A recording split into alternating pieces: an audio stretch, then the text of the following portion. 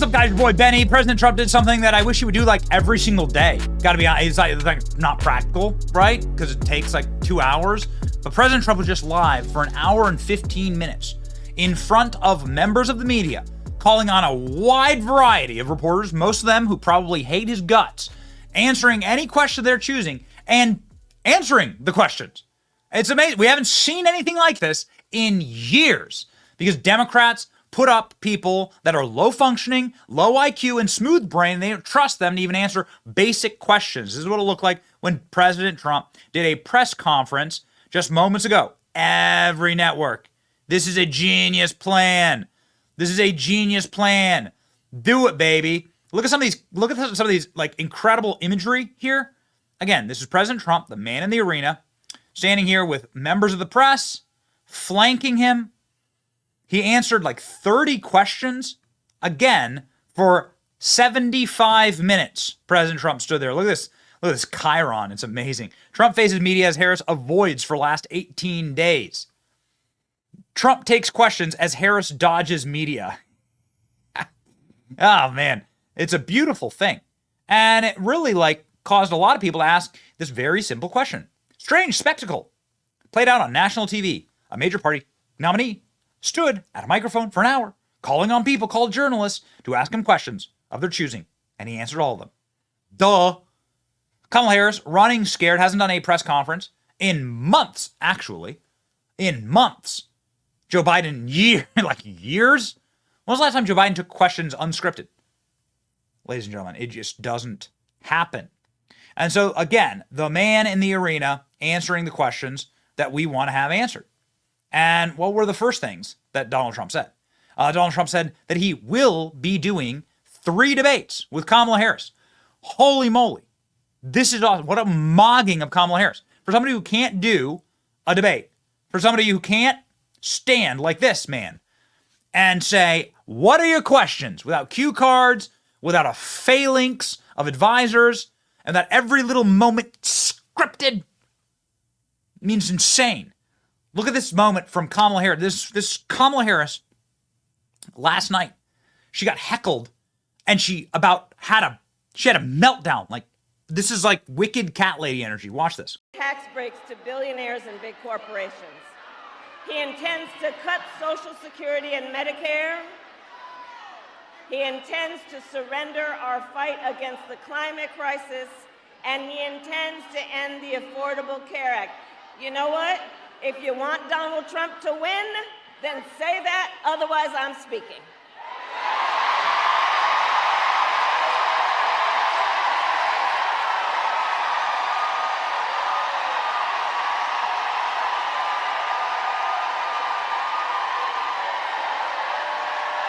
So the man in the arena, Donald Trump, saying we will do 3 debates.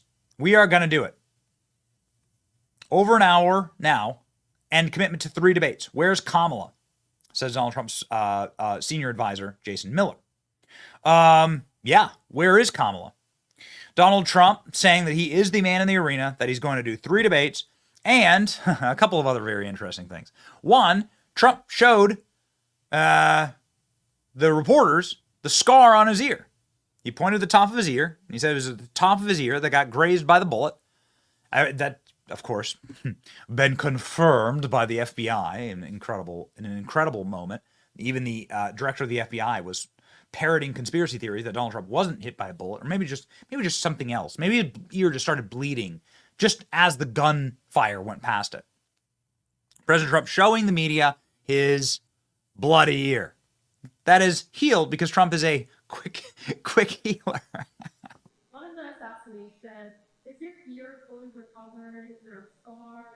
Yeah, pretty much recovered. Yeah, I'm a fast healer. It's a hell of a shot, but I'm a fast healer. Yeah, pretty much recovered. I'm a fast healer, says Donald Trump.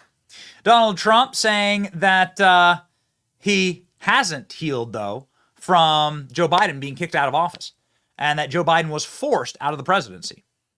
These are remarkable clips and moments that we're living through, but Donald Trump seems to have always called these things correctly. Here's President Trump saying, yo, they got rid of Joe Biden, and Joe knows who it is. It It was Pelosi and a cabal of Obama and the Clintons, and they backstabbed this guy. They used him, and then they threw him away like an empty husk into the garbage disposal. Watch. Of a vice president who is the least admired, least respected, and the worst vice president in the history of our country, the most unpopular vice president, and because of political reasons or because of being politically correct, even though she never received a vote. Don't forget, she was the first one defeated, as I remember it, because I watched it very closely, but she was the first one. She never made it to Iowa, the first state. She never made it to Iowa.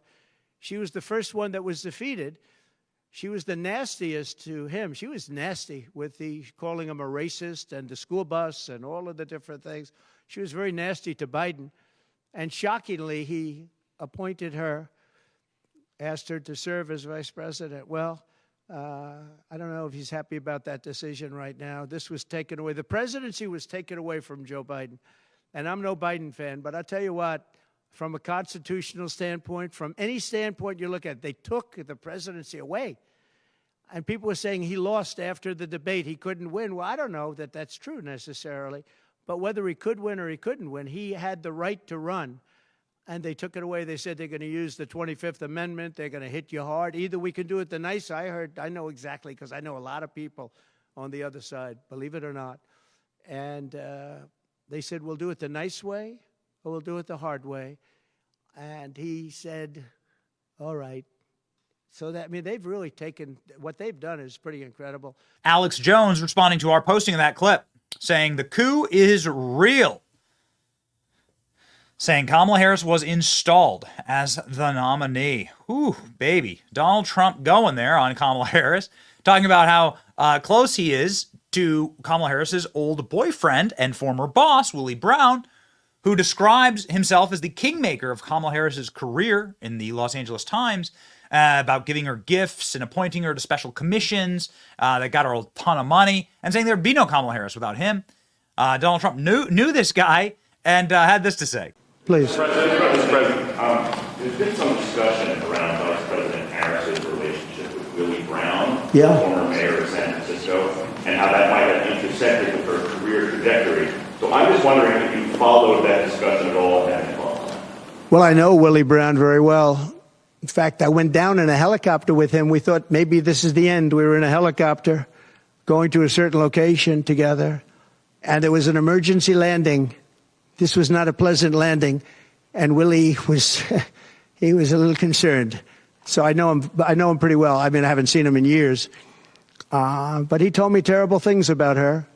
But this is what you're telling me anyway, I guess. But he had a big part in what happened with Kamala. But I don't know, maybe he's changed his tune, but he was not a fan of hers very much at that point. And then Donald Trump talking about J.D. Vance, saying J.D. is doing a great job right now, which he is.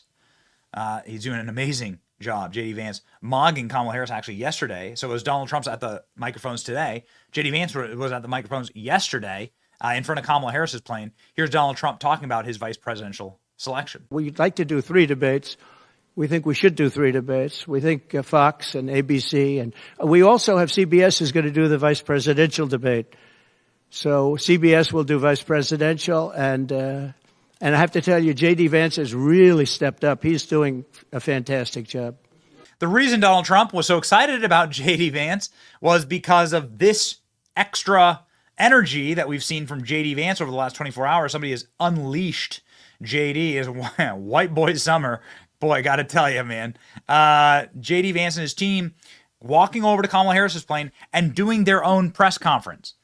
Incredible. So Trump's in Mar-a-Lago doing a press conference one day. 24 hours earlier, in front of Kamala's plane, were all the same microphones set up with all the same media organizations. And Kamala Harris didn't go up to the microphones, didn't say anything.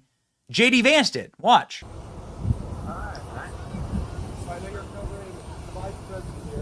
I figured I'd come by and one, just give a good look at the plane, because hopefully it's going to be my plane in a few months, but I also thought you guys might get lonely because the vice president doesn't answer questions from reporters and hasn't for 17 days. Have they given you guys an explanation for why she won't take questions from reporters?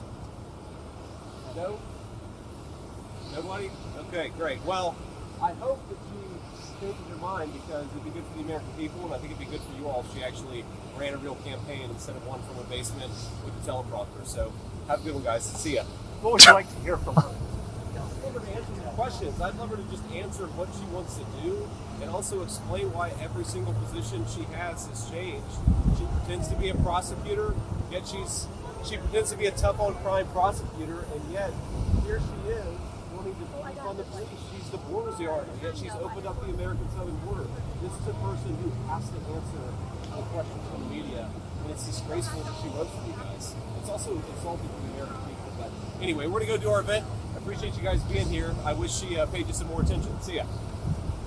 Yeah, so you can see why Donald Trump's very pleased with his vice presidential pick, and they should be pleased. They're winning the news cycle. Donald Trump is now up in the polls. Everything is settling back to normal, and Donald Trump's going to do debates with Kamala Harris. This has now been confirmed. 3 debates. Let's do them. Here's Trump locking it in. With all of that being said, I think it's very important to have debates, and we've agreed with Fox on a date of September 4th. We've agreed with NBC, fairly full agreement, subject to them, on September 10th. And we've agreed with ABC on September 25th.